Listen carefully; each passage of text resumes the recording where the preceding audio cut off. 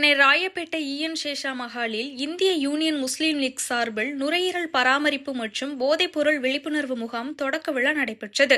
Civics private limited ஏற்பாடு செய்த இந்த நிகழ்ச்சியில் இந்தியன் யூனியன் முஸ்லீம் லீக் தேசிய தலைவர் முனிருல் மில்லத், பேராசிரியர் KM காதர் மொஹிதீன், முன்னாள் நாடாளுமன்ற உறுப்பினர் ஆகியோர் முகாமை தொடங்கி வைத்து சிறப்புரையாற்றினர்.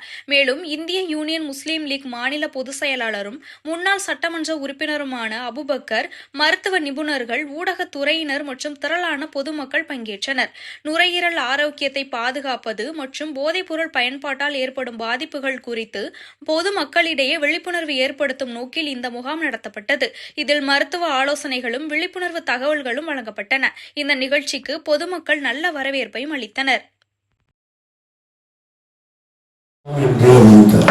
எந்தெந்த இடத்துல பள்ளிக்கூடம், மதரசா, பள்ளிவாசல், சர்ச்சு, கோயில், எந்த இடத்துல தாய்மார்கள் வெறுக்கிறார்களோ அங்கே, எந்தெந்த இடங்களில் சந்து முந்து அதிக மக்கள் நடமாட்டம் உள்ள இடமாக இருக்கிறதோ அங்கெல்லாம் டாஸ்மாக் கடைகள் எல்லாம் மூடக்கூடிய ஒரு அறிவிப்பை முதலமைச்சர் அவர்கள் செய்தார்.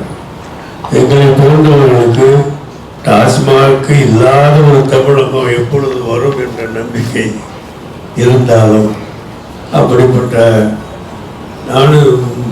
717 டாஸ்மாக் கடைகளை மூடும் போது வருங்காலத்திலே டாஸ்மாக் இல்லாத தமிழகம் வந்துவதற்கு ஒரு ஆரம்பம் என்று நாங்கள் நினைத்துக் கொண்டோம்.